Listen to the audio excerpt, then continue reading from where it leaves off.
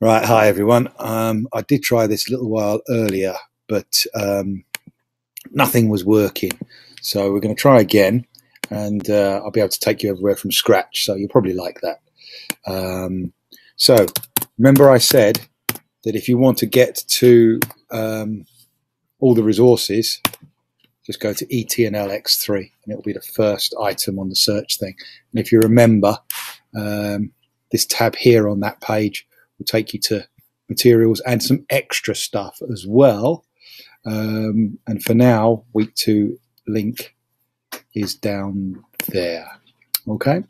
You've also got the short URLs or the short enough URLs on your scheme that I gave to you in your hands as well. So last week, if you recall, we looked at the session materials via Linoit by way of illustration. That was the post-it note thing. Quite nice as well. You put your links in, you can embed video. Yeah, I just think I really like the look and feel and the way you can organize it. This week I used Padlet, which was one of the tools that I'm suggesting would make a good way of creating a web quest. So either or is good for this kind of presentation of a lesson. I think Linoit, because you can use the different colors, and it is actually a little bit simpler to use. Excuse me. Nothing if not real.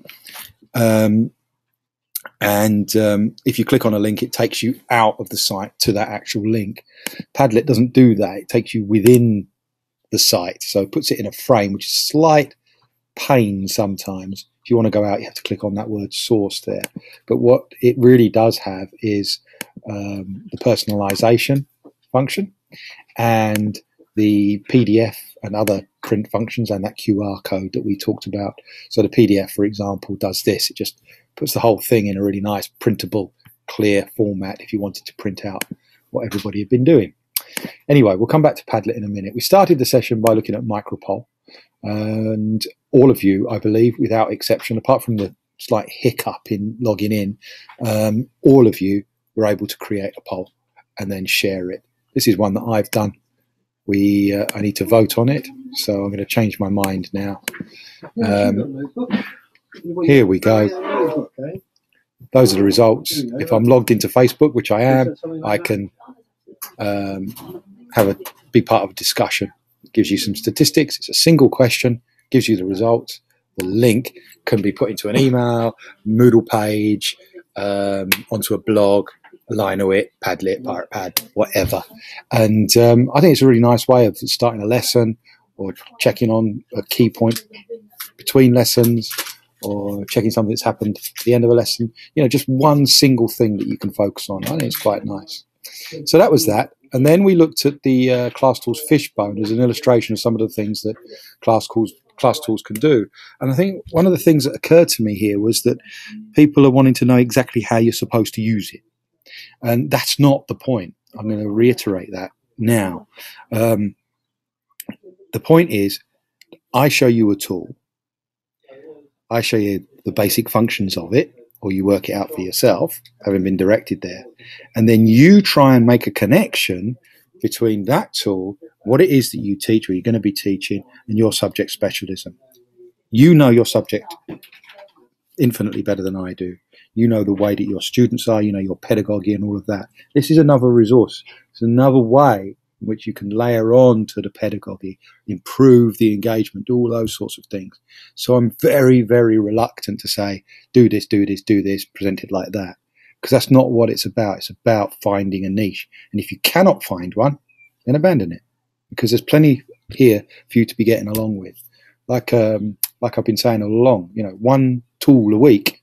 If you just use Linoit from last week, then you're moving in strides ahead. If you just use Padlet from this week, you're moving in strides. So don't worry about the intricacies of it. There are a whole bunch of really cool tools on the ClassTools page. Solomon made the great video game, or actually the 5 video games in one. He also made a really nice Connect 4, which you might want to have a look at. Several of you were looking at the fruit machine, the timer, the random name picker, There's a multiple timer there as well, so you can set different times for different activities throughout a lesson, have them all ready to go. You can make your own Pac-Man game. There's some really good stuff. This drag and drop dustbin game is pretty good, except it's got a slight glitch in it that it shows all the answers just before you start the game. So to be careful with that. I really like the drag and drop image game, but the image has to be quite small, so you might consider that to be a glitch, but it works really, really well. This target diagram is quite nice. I've never used the timeline tools, even though I'm a history teacher. I've never used this one, though Michael was using that and it looked quite good. The Brainy Box is a sort of 6-sided presentation. I have made a couple of those. Can be a bit fiddly, but really good for if you've got, say, 6 videos you want to play, or 6 statements that you want to discuss, that kind of thing. Anyway, so that was class tools, which I just think is a really nice way of enhancing aspects of your lesson. And just having 1 or 2 of those things in each week can really feel like you're making important strides with the use of technology and start building your confidence. And you don't have to do a lot of work. So the fishbone, it can just be a topic in there, and then you can brainstorm with your students and fill it in as you go, and that can be it, because the template is there, the framework is there, and that's no different to doing it on paper, except that it's keepable and it draws the eye in a way that a single sheet of paper won't. And there are many ways of adapting it. So if people aren't in attendance, you can send it out, give them a task to do with it, and all those kinds of things. So I think it has a lot of potential. You just have to be quite creative in the way that you think. Now, the main focus of the session was on web quests, and I showed you 2 ways of doing it. Just to reiterate, a web quest is a series of questions with associated links to help the students answer those questions, and then somewhere for them to answer those questions. Now, they could answer them on a piece of paper. Why not? You know, you could just put links into an online document, a Google Doc, and question link, question link, question link, question link. Could be in a blog post, could even be in a Moodle page. And then they have a sheet of paper that you've given them, they write their answers on. That's still a web quest. The 2 ways that I'm showing you here are ways where you can get the responses on screen as well. Now, of course, you could use Pirate Pad to make a web quest.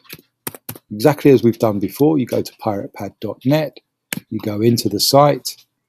I don't know how that happened. I want to create a site called WebQuest1 at my college. It's available. So here I go, question 1. Now, this is going to be fine if I have only a few students.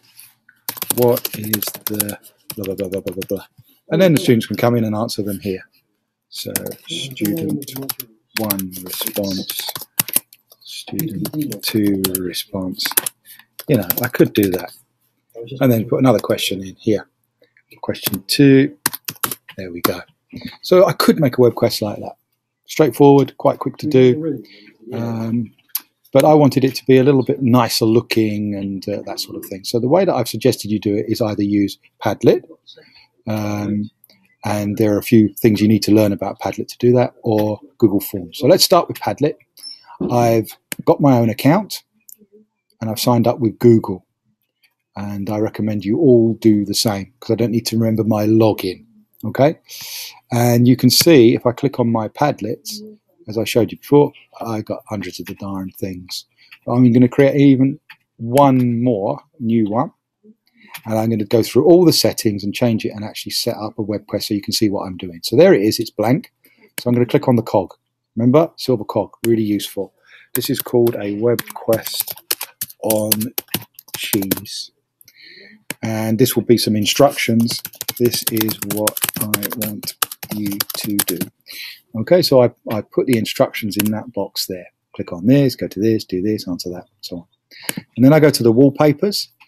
Some of them are a bit horrible on the eye. In terms of accessibility, you probably want to be avoiding the multicolored ones. Something like that is okay, but that's about as far as I would go. Something like that's okay, or I can even add my own. That's fine as well. Something pastel-y, something light. I do sometimes like using the cloud one because that's clouds. But this one's about cheese. So I'm going to have a scroll because that has absolutely nothing to do with cheese. And then I look at the layout. Now, if it's free form, this is what happens. I double click anywhere. Martin, question 1. Double click anywhere. Martin, question 2. Double click anywhere. Martin, question 3, and so on. Okay. Now that's great. It's fine because I can organize it any which way that I want. Put the questions there, put the links underneath, do it any way that I like. And I quite like freeform for an activity like this. But if I want it to be neater, I can just go to grid. But the most recent post will always be top left-hand corner. So if you want it like that, but you want your questions in order, you're going to have to do them in reverse. So don't want it to be fiddly. Or you can just make it, again, reverse first, but in a string. Okay? But I think freeform for a web quest is the best way forward. And then privacy. By default, the link is hidden from search engines and people can write. So anybody coming on here can type their own contributions, but they can't delete what's already there, as they could in Pirate Pad. Okay? So I leave it as it is, actually. But you can see there are other settings. You could put a password on, that kind of thing, if you're worried at all about anything. Notifications, I'm not interested, but you could be. And this, the address, I think it's really useful to come up with a unique URL to make it nice and short and writable. So there we go. I changed it in there under this tab, and you can see the URL is now nice and neat and short. Padlet.com/eteachingx3/WQ1. Type that now, you'll be able to see this page. Okay, I don't need any of those, or I could duplicate it if I wanted to. That's all I need for the moment. Now what I want to do is put some questions and some relevant web pages in. So let's go to some websites about cheese. Okay.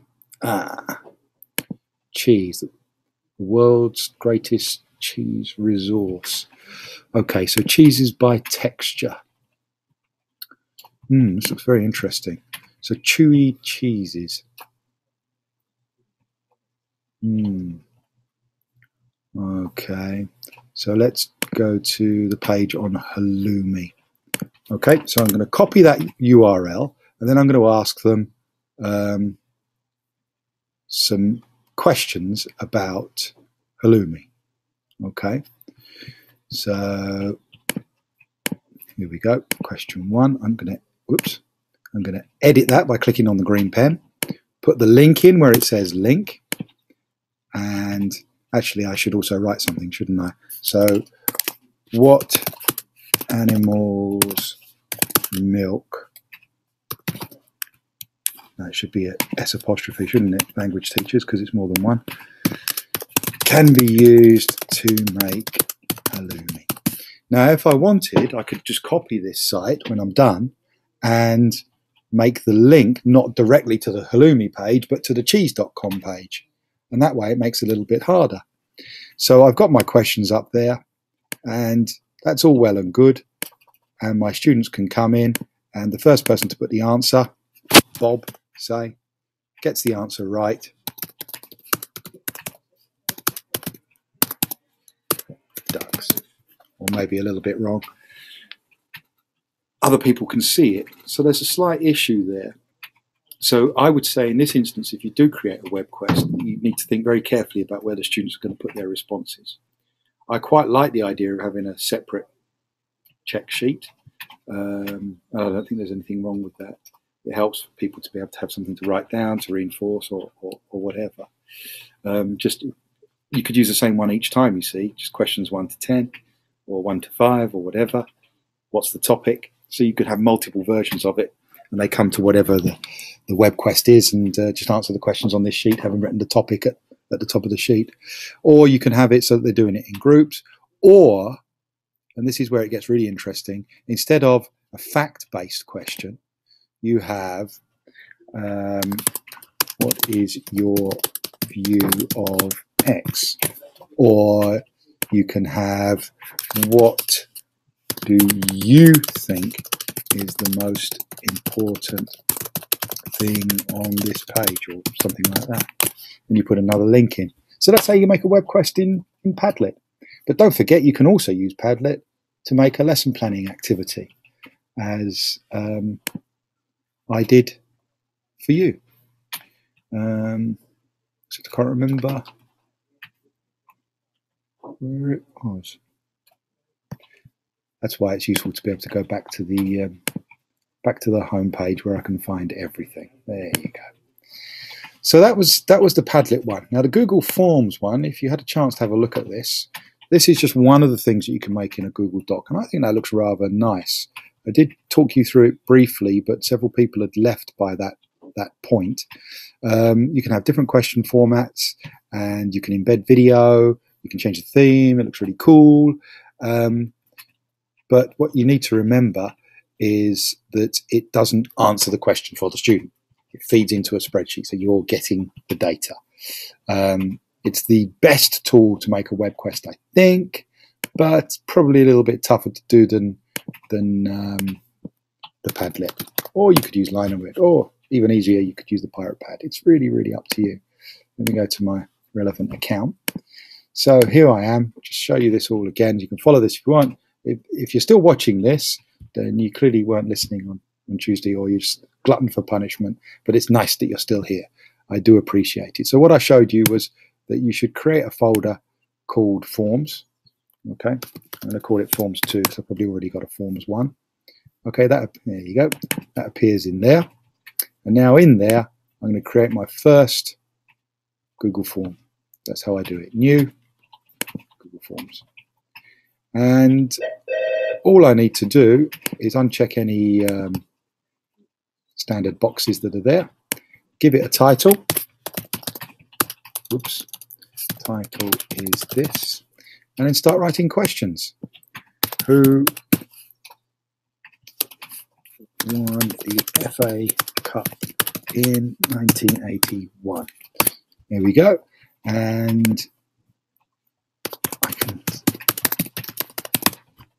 find a list of FA Cup finals. This one's on Wikipedia. It's probably not the best, but it enables the students to go to a place where an accurate answer will be found. And I put the help link in there. I'm not going to make it multiple choice. I'm just going to make it a text answer. Simple question.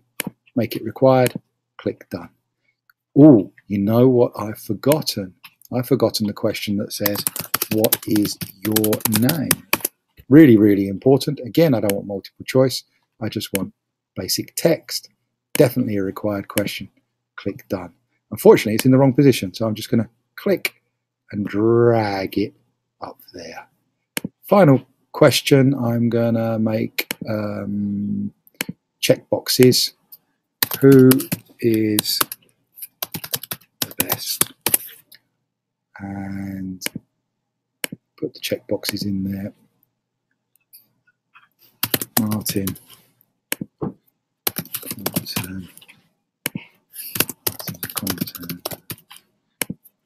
Martin. See, I lack inspiration with these sorts of things. So I put my items in there, and there you go.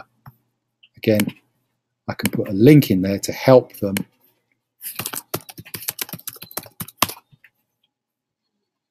So Martin Compton, the famous actor, we're not interested in him. Let's actually go to the village of Compton Martin.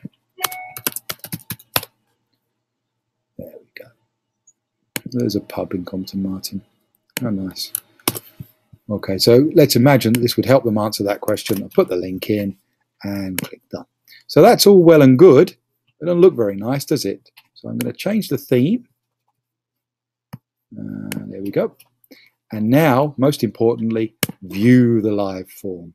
And it's this live form that is your web quest. And it's that link there that my students are interested in, not the edit window, not this one. No, this one. Okay? That's what they're interested in. And as soon as somebody fills it in, I know you're itching to know, it was Spurs. And that one, as soon as someone submits that answer, okay, when I go back to my forms, I've got responses here. And you will see, there you go, there are my responses in that spreadsheet. Okay, that's how it's done. So I hope that was informative. I hope you found that useful and interesting. I hope I covered everything that there was to cover. I've sent you a link, haven't I? At least I believe I have. Yes, I did. I sent you a link to a Google Doc last night so that you could put some stuff into it. I can't for the life of me remember what. Oh, it was in here, wasn't it? Where I put it. Oh, that was it. Do you want some more badges? So just follow the link in that email that I sent yesterday, and you can populate this table. It's got some other useful links in there.